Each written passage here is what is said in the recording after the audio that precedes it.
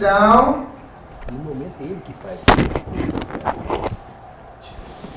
Olá, está começando aqui mais um painel regional, não é? Você acompanha sempre a gente neste horário 1h30 da tarde, com personalidades da região, os destaques da nossa Baixada Santista e do Brasil, aqui nas bancadas do painel, para debater, discutir, aprofundar junto com você os temas que fazem o dia a dia, que estão na pauta aqui da nossa Baixada Santista e, claro, os assuntos de interesse nacional também.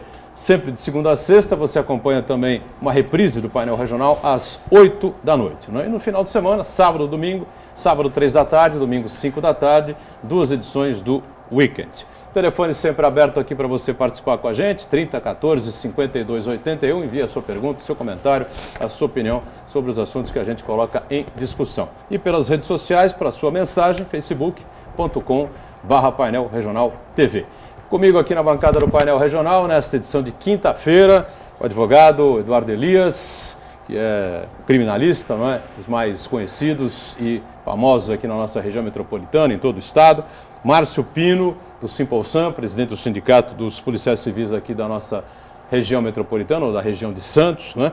E aqui, com muita satisfação, recebendo mais uma vez o jornalista policial, uma referência para todos nós, o Abissair Rocha.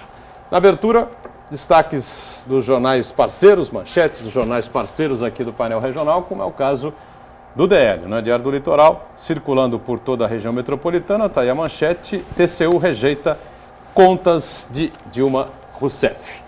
Parecer será enviado para votação no Congresso, que vai dar a palavra final, né? E a oposição deve, né, usar essa rejeição das tais pedaladas fiscais do Tribunal de Contas da União para entrar, então, com o tal processo de impeachment. Elias, por favor, recebe aqui o DL, também o Márcio e um exemplar também ao nosso Abissair. E o Estado Gazeta de São Paulo, né, que circula por todo o nosso estado, traz também aqui na capa, manchete aqui referente ao governo estadual, né? Tribunal de Contas do Estado, TCE, dá 5 dias para Alckmin explicar sigilo no metrô, não é? Tribunal de Contas, então, fixou a data ontem, 5 dias, para que o governo do estado explique aí detalhadamente o decreto classificando aí documentos do metrô, CPTM e EMTU como ultra secretos e que poderiam ser abertos apenas daqui a 25 anos. O governador já disse ontem que isso vai ser revisto, enfim, né? Gazeta de São Paulo, ao Eduardo Elias, ao Márcio e aqui ao nosso Abissair Rocha também. A gente já agradece, cumprimenta aqui os companheiros de bancada desta edição do Painel Regional. Eduardo Elias, obrigado mais uma vez por estar conosco, tudo bem? Tudo bem, é um prazer enorme sempre estar aqui no seu programa, Edgar, e principalmente estando ao lado de uma pessoa que eu tenho uma admiração pessoal, sentimental, emocional, que é essa lenda viva chamada Abissair Rocha, né? É um prazer também estar ao lado do Márcio Pino, que eu pouco tenho visto, mas sempre um prazer quando eu encontro. E com a Daniela, que faz jus à tradição das meninas lindas e simpáticas que participam do nosso programa. Muito bem, obrigado, Eduardo Elias, por estar com a gente. Márcio Pino, do Simpolsan, participa desta edição também. Tudo bem, Márcio? Prazer revê-lo. Boa tarde, Edgar. Prazer, obrigado pela oportunidade de estar aqui com vocês. Quero primeiro cumprimentar aqui ao Abissair Rocha, que sempre está conosco aí na polícia, aí defendendo e ajudando a gente no nosso interesse, o nosso advogado criminalista aqui, o doutor Elias, e também a nossa companheira de bancada aqui, a Daniela. Muito obrigado. Muito bem. Abissair Rocha, prazer revê-lo aí de volta à luta, né, depois de algumas certas dificuldades aí na questão da saúde, recuperado como bom lutador que é, bom guerreiro que é, está aí mais uma vez com a gente, né? Tudo bem, Rocha? Tudo bem, boa tarde, Edgar, boa tarde a todos. Aquele negócio seguinte, cheguei nesse ano e falou, não quero você aqui ainda não. Por enquanto não, a missão não acabou. Essa tem muita coisa para fazer ainda. É verdade. Estamos aí, muito obrigado pelo convite. Muito bem, obrigado ao Rocha também por estar conosco. A estrada é longa ainda, viu, Abissair? Tem muita coisa ainda pela frente, se Deus quiser, não é? Telefone e o espaço pelas redes sociais já a Daniela confirma para você.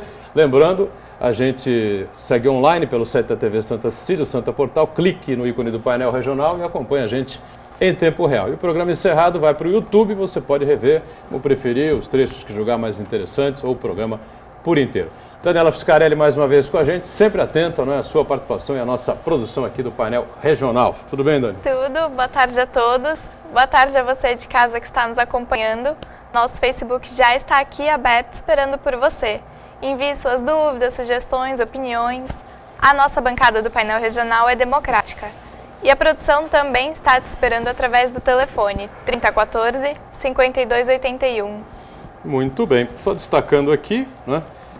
TV Santa Cecília, agora sábado, dia 10 de outubro, a partir da meia-noite, transmite direto lá do Rio de Janeiro o ensaio da Escola de Samba Grande Rio, que vai homenagear a cidade de Santos no desfile da Marquês de Sapucaí neste próximo carnaval de 2016. Programa especial também aqui dos estúdios da Santa Cecília TV, não é? E, claro, a cobertura direto da quadra. Transmissão exclusiva aqui da casa, aqui da TV Santa Cecília. Você que gosta do bom samba, gosta do bom carnaval. Lembrando que vai haver a escolha também do samba enredo para o desfile da Grande Rio em 2016. Repito, homenageando aqui a nossa cidade, a cidade de Santos, que sem dúvida nenhuma merece aí todas as homenagens que possam se fazer. E essa vai ser com certeza uma homenagem bastante interessante, bonita, né? Programada aí pela Grande Rio para o desfile do ano que vem na Marquês de Sapucaí. Muito bem, lembrando aqui detalhes importantes também ligados à área da segurança pública. Uma notícia que chocou a todos nós há algum tempo, né? Foi a questão da chacina que houve em São Paulo, mas especialmente em Osasco e em Barueri. Todos nós acompanhamos, né? E hoje estão sendo cumpridos, né, 28 mandados de busca e apreensão em 36 locais, não é? As diligências foram autorizadas pela Justiça Criminal de Osasco e também pela Justiça Militar. De acordo com a Secretaria de Segurança Pública, participam dessa operação mais de 200 policiais civis, 256 agentes da Corregedoria da Polícia Militar. Bom, eu não sei exatamente quem são as pessoas que estão sendo presas, né? A quem se dirige as pessoas que têm aí os seus mandatos de busca, não é? Mas existem policiais envolvidos, né? Rocha e... É assim que justifica a presença da Polícia Militar. Tem que ter algum PN envolvido. Sem ou dúvida pelo menos nenhuma. suspeito, né? Agora, com tantos policiais civis envolvidos, fica desfalcado, né? O quadro. 450 policiais. De 201 civis nessa operação, né? Agora, a chacina, qual é a explicação para uma chacina, hein, Elias, desse porte, desse tipo aí, como ajuste de contas, ou passar recado para alguém? O que é isso, hein? Na tua visão? Historicamente, cientificamente, Edgar, a chacina tem uma multifariedade de conceitos, né? Elas não são unívocas, não tem assim um único sentido, uma única explicação. As chacinas se transformam, as chacinas vêm por alguma reação, uma reação de um grupo que está no limite contra alguma coisa. A chacina existem a partir do crime organizado contra grupos rivais. As chacinas existem para a vingança de policiais que são das chamadas linhas duras, né? Então as chacinas têm muitas fases, né? E todas elas são extremamente preocupantes. E mais preocupantes ainda quando se faz uma enquete e a população, de uma maneira maciçamente majoritária, diz que aprova, porque na linguagem da estatística, não pela minha linguagem conceitual, que bandido bom é bandido morto, né? Então, todas essas chacinas têm assim o lado perigoso pelas iniciativas de uma maneira arbitrária, sem o parâmetro da justiça, sem os parâmetros sociais, sem os parâmetros da transparência, porque toda chacina como um todo, ela é velada, ela é escondida, ela é assim obscura, ela é traiçoeira. Isso traz um estado de insegurança e principalmente um atentado com o Estado de Direito, né? A chacina é uma contradição do Estado do Direito e é isso que deve nos assustar. Pelo menos a mim é isso que assusta. Márcio, pois não. A chacina, do meu modo de ver, ela está sendo focada somente essa investigação somente numa linha de raciocínio, que seria o envolvimento de policiais. Estão deixando de lado outros pontos que poderiam ser investigados. Se é, no caso, ali uma briga por espaço ali, pontos de drogas, isso daí eu não vi comentar nem se cogitar, não vi se houve, por exemplo, no caso, briga entre rivais ali. E o caso ali, pelo que eu vi de entrevista de moradores do local, era um local onde inexistia a presença de policiais ali. Ali, até numa entrevista que teve numa emissora de TV, foi comentado por moradores, que se surpreendeu após a chacina no local, tantos policiais, que faziam tempo que ali não se passavam viaturas. Então, eu acho que tem que ter cautela, eu acho que o fato de pegar e querer dar uma resposta em razão da cobrança que está sendo feito pela imprensa para esclarecimento e da sociedade, para que não acabe acarretando na prisão de inocentes. Então, isso daí é que eu acho que a gente, por exemplo, são trabalhadores, são policiais, na maioria deles que estão sendo investigados, mas já teve fatos aí recentes, onde na busca de uma resposta para a sociedade, policiais foram presos e posteriormente foram provados que eles não tinham participação. Então, eu acho que deve se haver com cautela. Cautela, isso daí. Agora, qual o ponto que houve, que foi a causa dessa chacina, eu acho que isso daí ainda não foi esclarecido.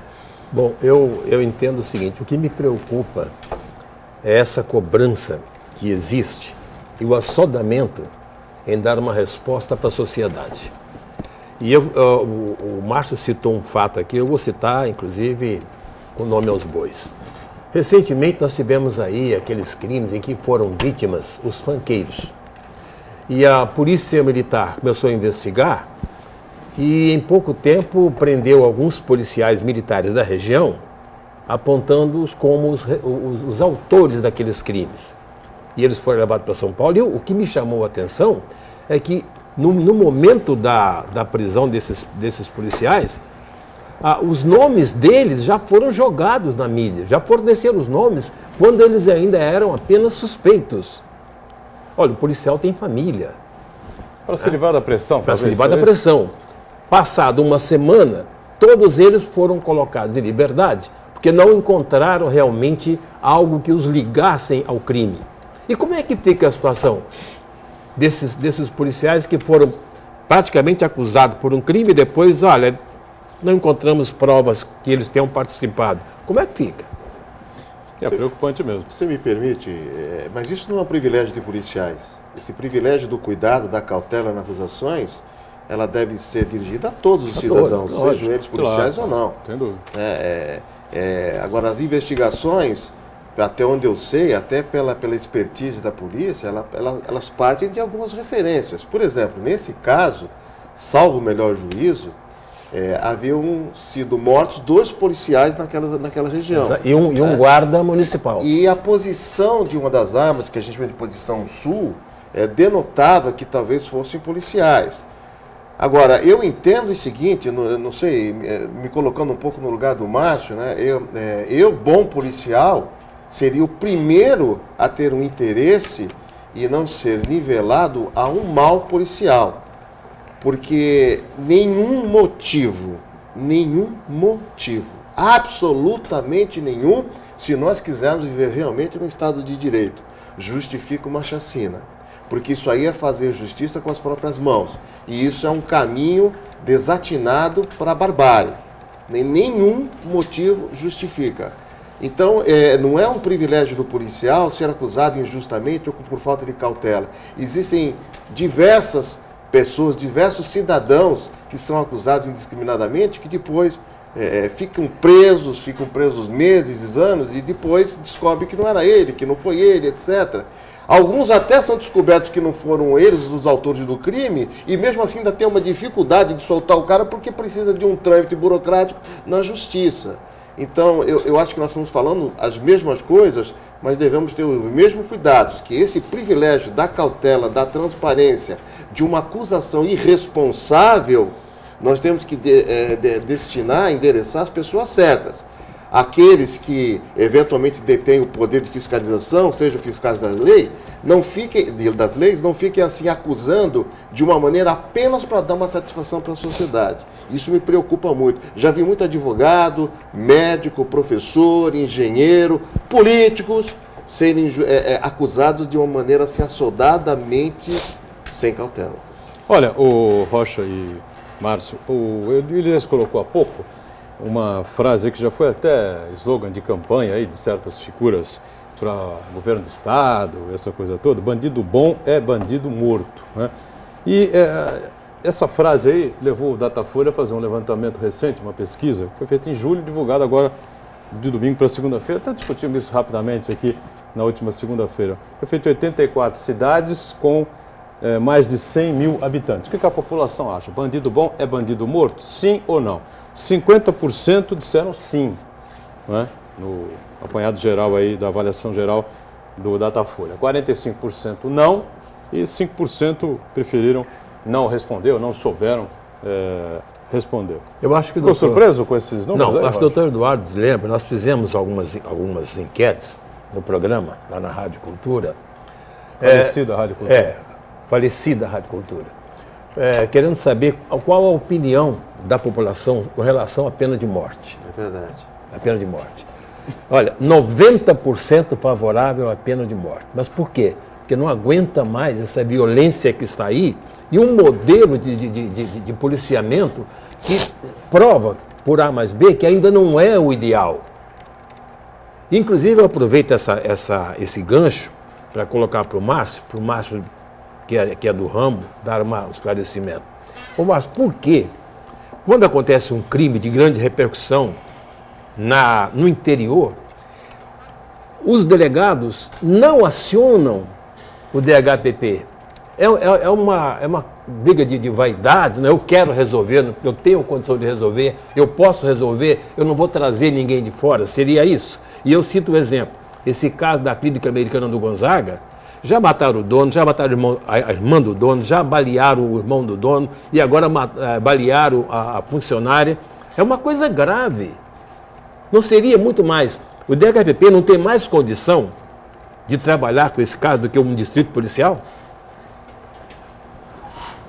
Poxa, é complicado de se falar, porque isso daí vai discricionário, vai aqui os delegados seccionais, os diretores que examinam e vê se necessita ou não. E no caso do interior, também. Aqui foi criada uma delegacia, uma divisão de homicídios aqui em Santos. Foi criado há pouco tempo, tem bons policiais. Aqui em Santos, diga-se de passagem, que pese... Eu não sabia desse detalhe. Isso, em que pese a falta de funcionários, de estrutura, os baixos salários, existem policiais dedicados e bons. E esses estão carregando a polícia. Entendeu? Ele está anexo à DIG? A UDES, a Delegacia Antissequestro. Antissequestro. Isso. Inclusive, com relação ao homicídio, nós estamos vendo aí casos que em pouco tempo vêm sendo esclarecidos, com a ajuda desses policiais dedicados. Inclusive, quero agradecer aqui publicamente o empenho da DIG, do Dr. Lara e todos os policiais que conseguiram esclarecer em pouco tempo a morte do policial civil que ocorreu, do Fleury. Na Zona entendeu? Oeste. E foi de uma maneira rápida e foi esclarecido. Em momento algum houve-se nada aquilo que não fosse estipulado por lei. Os policiais foram, através de informações, checando local de crime e conseguiu esclarecer. Agora, que nem o DHPP é especializado. Tem certos casos que eu acho que deveriam ser acionados mais vezes, até para apoio. Não deve ter vaidade. O grande problema hoje que eu vejo é vaidade. Que nem fala-se em ciclo completo da polícia. Não estão atendendo o que é o interesse público. O que é melhor para a população? O que é melhor para a sociedade? Não. Ver o que é melhor para a instituição A ou o que é melhor para a instituição B. Isso daí a gente deve deixar de lado. Deve de banir isso daí. Então, o que acontece é a sociedade ver o que é melhor para ela. Sabemos que hoje, essa maneira de segurança pública que está implantada no nosso país, ela é falha. Ela não funciona. E isso em todas as esferas. Então, o que acontece? Tem que se melhorar. Agora, como, meu? Aí tem que pegar a sociedade civil organizada, a imprensa, nós, policiais, os sindicatos, junto com as instituições, e a gente traçar um plano que realmente dê certo. É isso que eu acho. Com relação a essa pesquisa, Eduardo, só para a gente fechar o bloco aqui, você ficou surpreso com esses números aí? Não? 50% aprovam, 45% não, essa coisa do bandido bom é bandido morto, porque vai acabar, vai cair na direção da barbárie, né? Exatamente. Nós temos que analisar as circunstâncias periféricas disso tudo, o que tudo isso significa, porque nós respondemos a uma pergunta que, no mais das vezes, elas surgem tendenciosas para você responder uma determinada coisa, né? Vou citar um exemplo para vocês. Por que a máfia, quem fez uma análise assim, histórica da máfia, ela veio e cresceu porque passou a cuidar dos interesses dos seus oriundos. Então ela passou a exercer um papel que deveria ser, em tese e estruturalmente, feito pela polícia e pelo Estado, e não era feita. As milícias, porque as milícias são grupos de bandidos, né? Mas por que elas surgiram? Porque elas invadiram espaços que a polícia não ocupava em favelas que eram ocupados pelos partidos organizados, pelo crime organizado.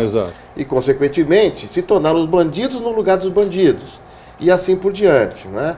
Nós já tivemos aqui aquele grupo, que agora me foge o nome, Rocha me auxilia, que eram os justiceiros. O Esquadrão da Morte? O Esquadrão da Morte, que também ocupavam aqueles casos que sempre pareciam insolúveis, mas que de repente aquele Esquadrão da Morte detinha algum acervo de informações que pontualmente iriam justiçando algumas pessoas que atentavam contra a sociedade.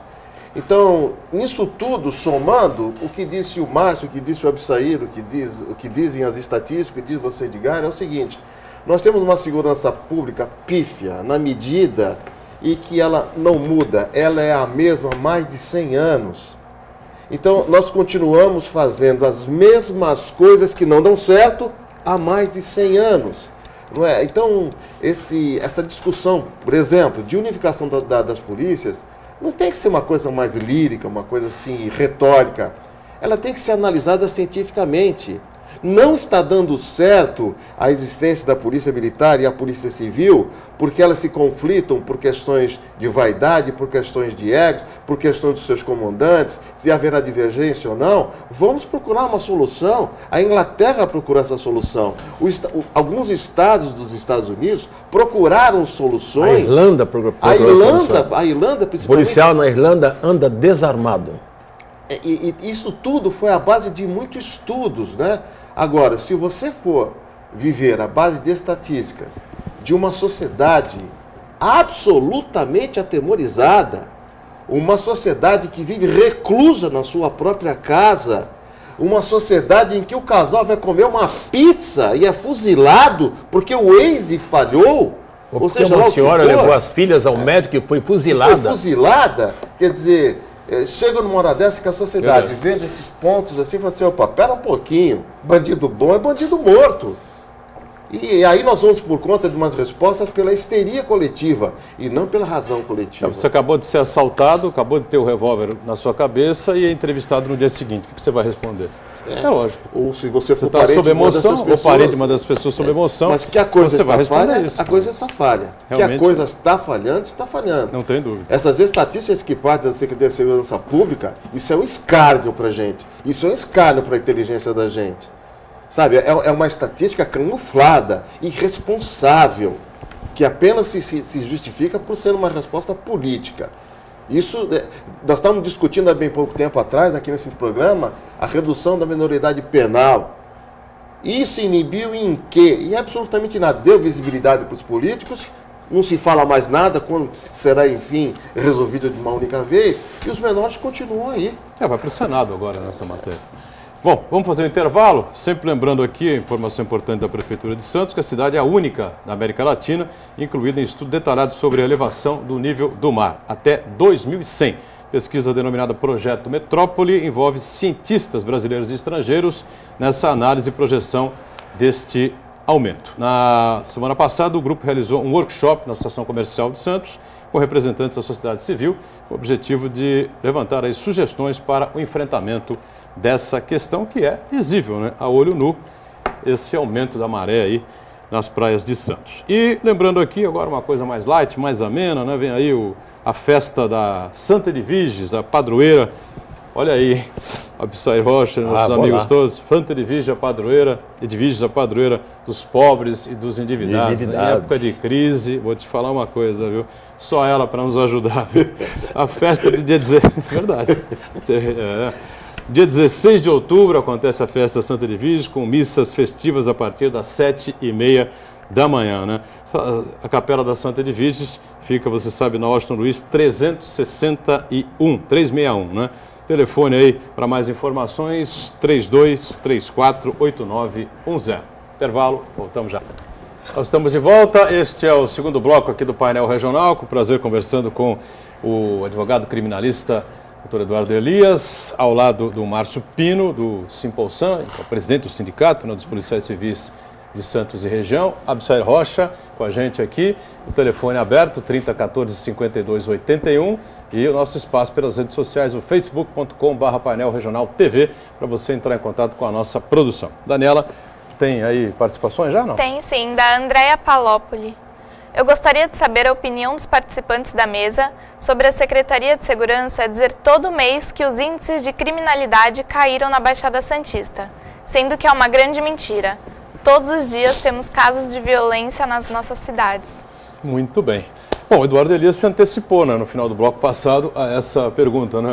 Foi transmissão de Você tinha combinado com a Daniela e com a Andréia. Quer reforçar alguma coisa? Não? Você já disse que... Não. Eu prefiro que os outros se posicionem, porque a minha opinião mantém-se exatamente nesse diapasão. É tudo maquiado e isso é de uma irresponsabilidade política e social inadmissível. Márcio Pino, pois não, você tem preferência aqui no setor, né, Roger? Eu vejo uma contradição. A contradição que eu vejo é o seguinte, eles anunciam uma bonificação por resultados, né, que é dada aos policiais devido à queda dos índices, né, das metas. E já 2 meses que não... Dois trimestres aí que isso daí não é repassado. Se não é repassado é porque não atingiu os índices. Se não atingiu os índices, então não pode ter melhorado. Então alguma coisa está errada aí, está tendo um erro de comunicação. Entendeu? E outra coisa que eu vou falar com relação aos índices. Eu vejo por amigos que acabam pegando, eles falam, pô, Márcio, eu não vou fazer boletim de ocorrência não, meu, pô, me levaram tanto dinheiro, me levaram não sei o quê. Eu falei, vai lá e faz, meu. Ele, não vou fazer. Por quê? Porque ele vai ver uma delegacia, às vezes, ele vai esperar 2 horas, porque tá lá, não tem funcionário. Aí o que acontece? Ele vai perder o tempo que ele já perdeu. Já perdeu o dinheiro, e sabe que aquilo dali dificilmente vai ser esclarecido, ele ainda vai perder mais um tempo da vida. Então, o que acontece? Isso daí acaba maquiando esses índices. Se todo mundo, eu falo, façam os boletins de ocorrência. Para quê? Justamente para desmascarar essa falsa realidade de que a criminalidade vem caindo no estado de São Paulo. Olha, eu divido aí em 2 pontos. Primeiro, que a polícia tem resolvido muitos casos é uma realidade. Mas, pode até ter caído, mas está muito alto, o índice está muito alto.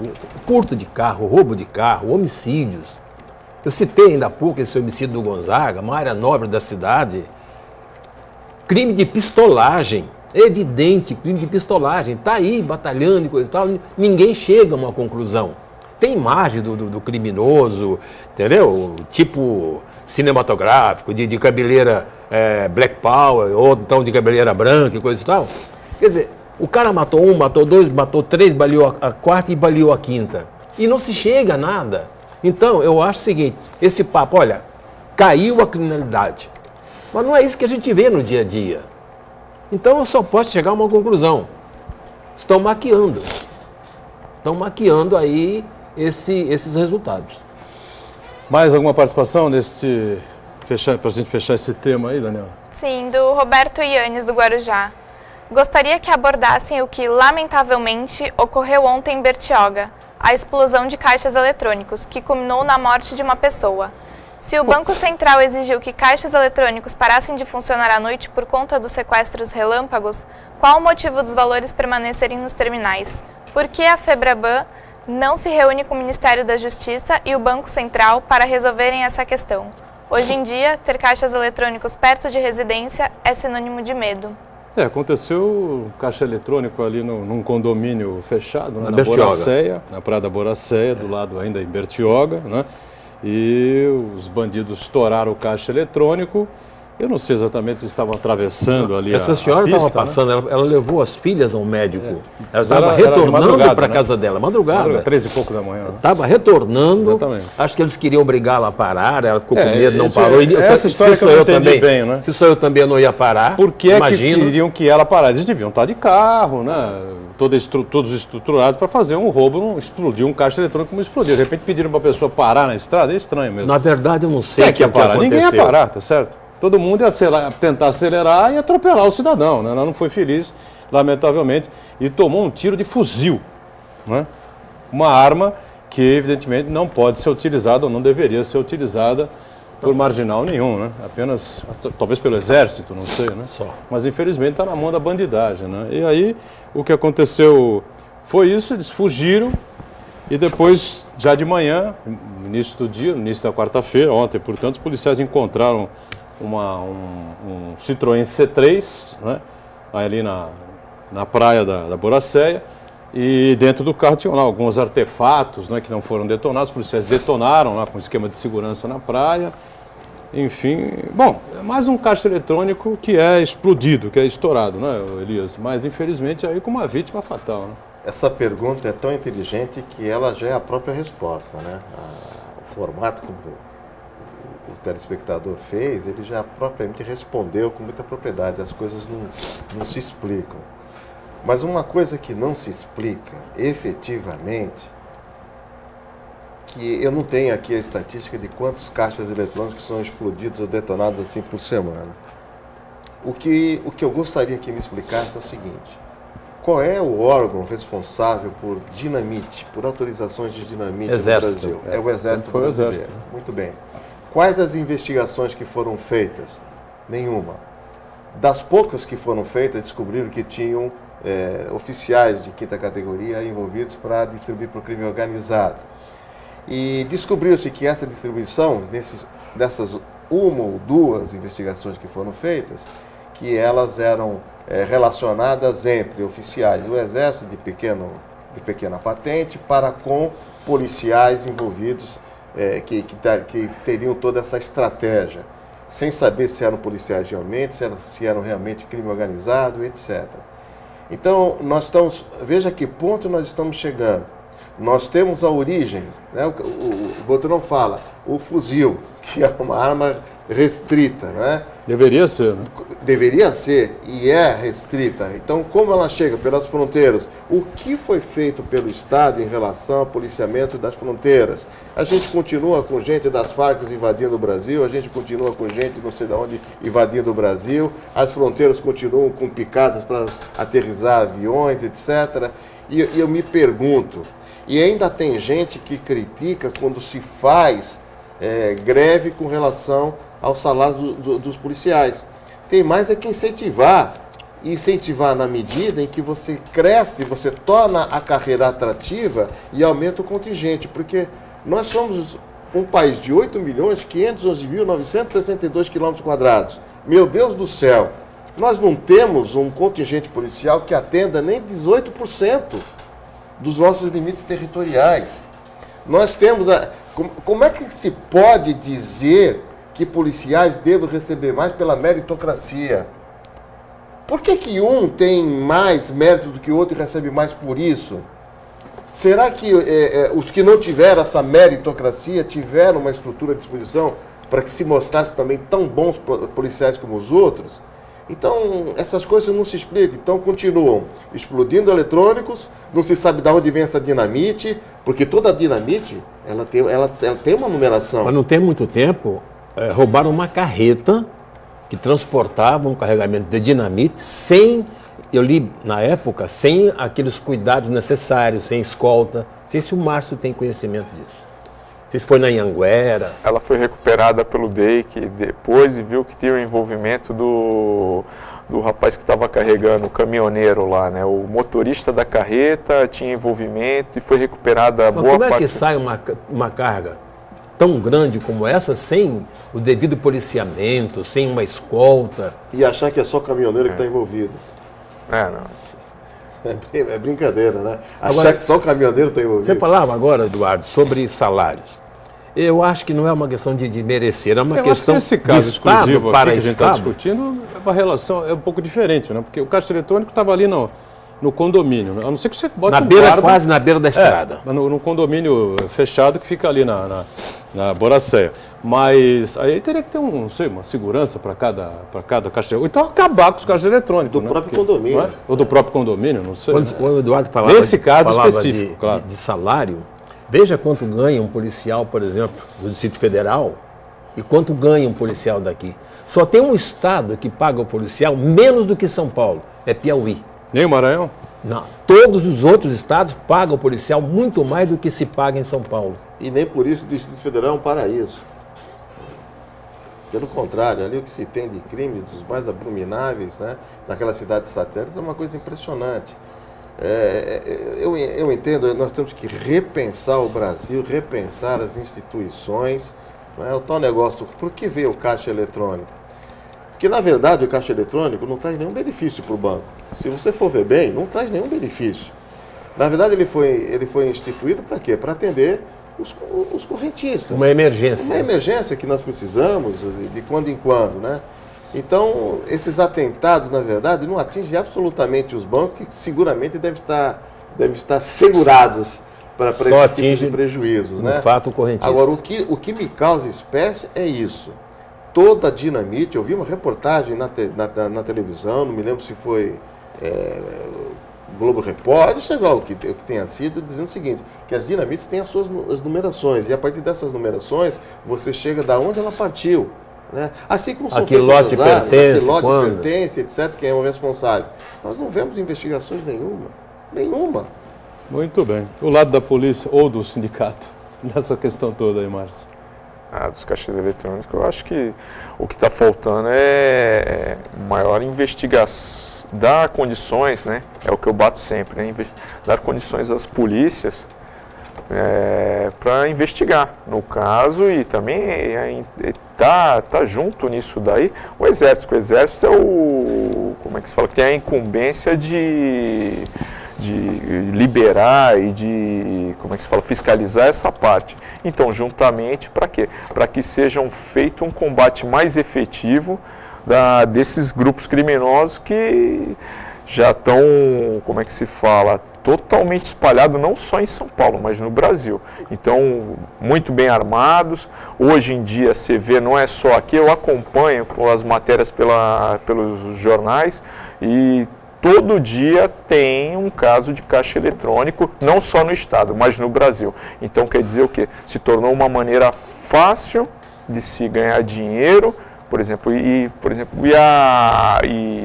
ainda mais trazer a parte financeira dessas facções criminosas. Fácil, mas extremamente perigosa. Porque esses elementos não têm noção do teor daquele explosivo. E quantas vezes a ideia era só estourar o caixa e eles estouram todo o estabelecimento, que eles põem uma carga muito maior do que seria necessário. Então há um risco muito grande enquanto nossa população. Vai aparecer o filme dos Trapalhões, né? E essas investigações não são tão difíceis como se pode argumentar. Por exemplo, quais são as entidades, as maiores destinatárias de dinamite? As pedreiras. As pedreiras. Né? Quais as investigações que foram feitas nas pedreiras? Quais as investigações relacionadas com as pedreiras e com a autorização de alguém do Exército? Eu não vi nenhuma reportagem sobre isso. Não vi. Vamos aproveitar isso aí para mais um intervalo e daqui a pouquinho a gente retoma. Que sorte, hein? Como é que tu não vai embora? Muito bem, voltamos. Terceiro tipo bloco aqui do painel regional com o Dr. Eduardo Elias, criminalista, o Márcio Pino, do Simpolsan, o nosso Absair, e a Daniela aí com mais participações de telespectadores. É isso, Dani? Isso, uma pergunta do Custódio Fernandes. Quais os tipos de crime em que seria aplicada a pena de morte? Eu posso sugerir um? Colarinho branco. Roubou o erário, pena de morte nele. Agora os companheiros ficam à vontade. Bom, se me permitem, cientificamente, é claro que alguns países têm parâmetros diferentes, mas cientificamente são aqueles que estariam equiparados ao que no Brasil nós denominamos os crimes hediondos, que vem da Lei 8.072 desde 1990. São os crimes que ocorrem com gravíssima violência, onde no mais das vezes atingem a integridade física, a própria vida, né? Aqueles que entorpecem e destroem famílias pelas drogas. Cada país tem os seus parâmetros. Por exemplo, os países de extrema esquerda, cujo Partido Comunista ainda prevalece, existe crime de pena de morte para aqueles que atentam contra o Estado de Direito do comunismo e assim por diante, né? Agora, na posição que algumas pessoas surpreenderam que eu defendi, eu defendo aqui no Brasil que nós tivéssemos uma adoção da pena de morte para os crimes hediondos, aqueles que dilaceram a integridade, a vida, o estado de tranquilidade da sociedade, mas que, paralelamente, nós tivéssemos salvaguardas institucionais, ordenamentais e legais para que se exigisse uma postura mais atuante, mais dinâmica, mais incisiva, mais perquiritória do Ministério Público e do Poder Judiciário. Que nós tivéssemos varas especializadas e, principalmente, após todo esse trâmite, que se chegasse a um decreto de pena de morte para alguém que assim fizesse por merecer, que também houvesse atuação do governador para, se for o caso, anistiar, perdoar e assim decidir, como é feito nos países mais desenvolvidos. Mas o Brasil de hoje, não adianta falar em educação, não adianta falar em ausência do Estado, não adianta falar absolutamente nada para a sociedade, porque a sociedade está farta, está cheia, está atemorizada, está assustada, ninguém aguenta mais. E eu vou dar um exemplo. Certa vez eu defendi um menor com assalto à mão armada e a colocação do juiz, muito embora desfavorável do meu ponto de vista como defensor, eu tive que aplaudir a posição desse magistrado. Ele disse o seguinte: não é problema, não é falta de escola. A senhora tem 5 filhos, 4 trabalham e só ele pratica crime. Esse negócio de que a educação é que está faltando, que as políticas sociais estão faltando, não. Tem gente que nasce para ser criminosa, para ser perversa, e isso tem que ser estancado de alguma forma. A sociedade não aguenta mais. Eu, criminalista, não aguento mais. Eu não aguento mais. Isso não quer dizer que eu vá deixar de exercer a minha atividade com a dignidade que eu cobro de mim mesmo, né? Porque existem pessoas que são acusadas injustificadamente e isso me dá prazer como advogado. Mas eu digo a vocês, na mesma família tem pessoas boas, na mesma favela tem crianças que vão à escola e procuram atividades artísticas e esportivas, e tem outros que procuram os seus ídolos, que são os bandidos marginais. É uma opção por força da personalidade e do caráter.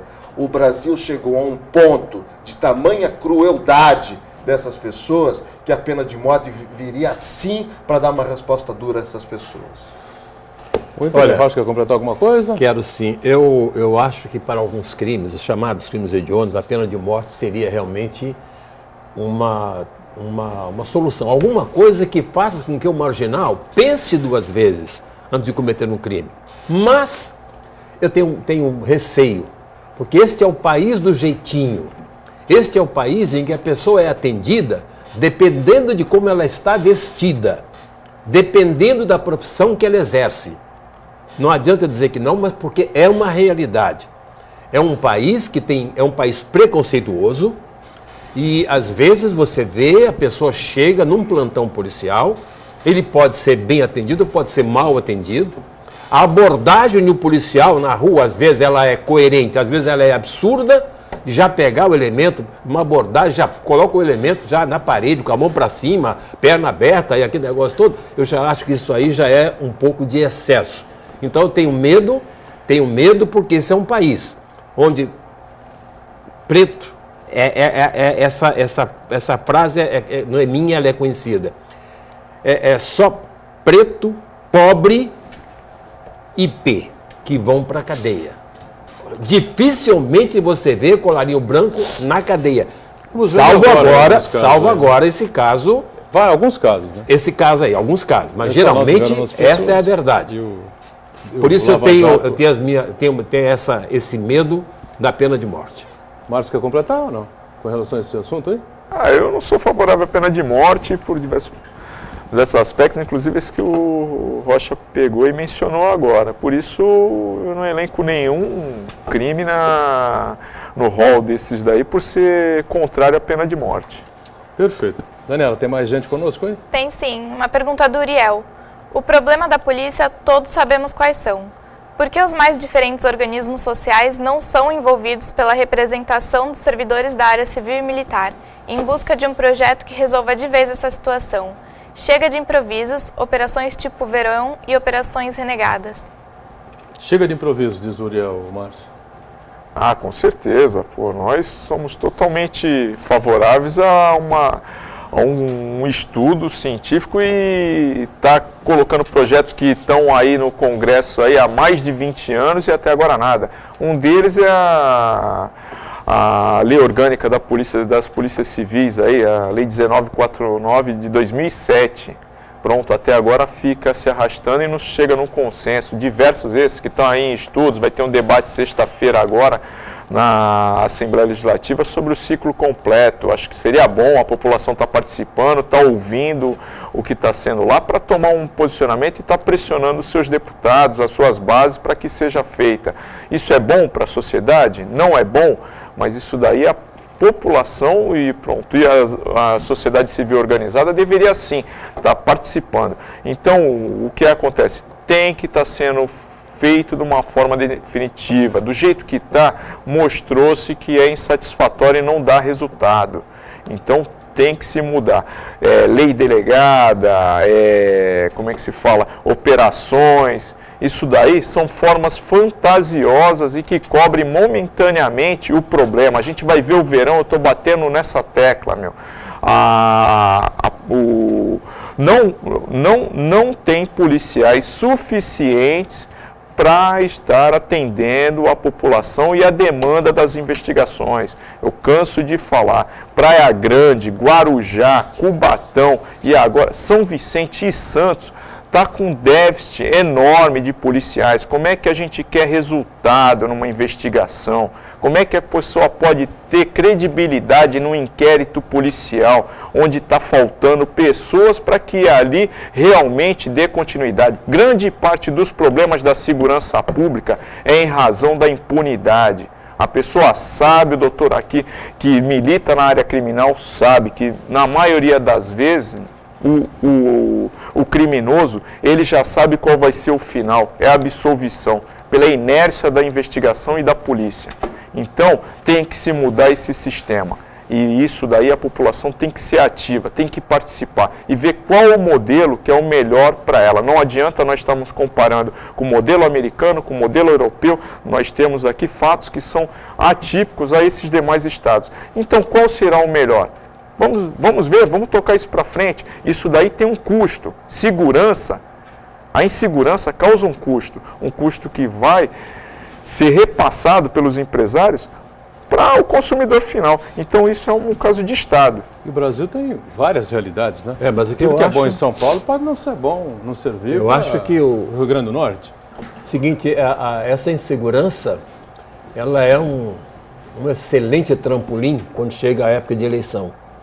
Todos os candidatos têm a solução para o problema.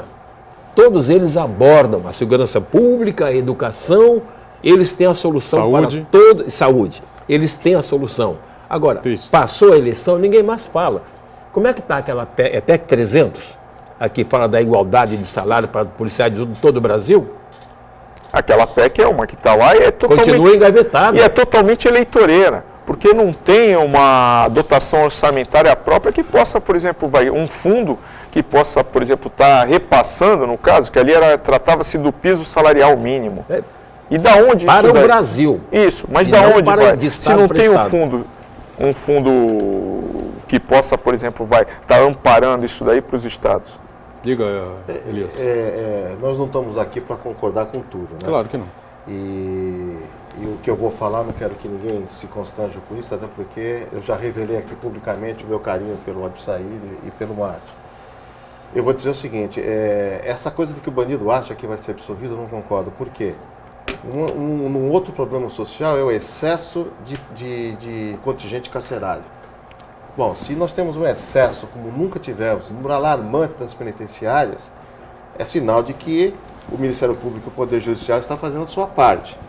Consequentemente, se o Ministério Público e o Poder Judiciário estão fazendo a sua parte, porque a polícia fez a sua parte, né? Falhas no sistema processual existem, habilidades de advogados existem, isso é verdade, mas acho que o problema não é esse. O problema não é esse. O problema ele é contextualizado. Dizer que nós não podemos nos apegar no modelo europeu, no modelo americano, isso é uma temeridade, porque nós estamos com numa abstinência, Márcio, absurda de propostas que tenham um projeto cientificamente analisado. E eu vou dizer para vocês, a Polícia Federal está dando uma demonstração de que desenvolveu uma técnica de investigação inteligente que surtiu os resultados que nós estamos vivenciando atualmente. E eu posso garantir a vocês, e eu não sou o Márcio, e o Márcio pode falar isso com muito mais categoria do que eu, com muito mais conhecimento do que eu. No dia que a Polícia Civil tiver uma estrutura, que a Polícia Federal foi dotada, a Polícia Civil vai produzir resultados surpreendentes, né? E eu também eu vou dar um outro testemunho. A operação que é feita, a operação de inverno que é feita em Campos do Jordão, reduz em 79% o índice de crimes em Campos do Jordão.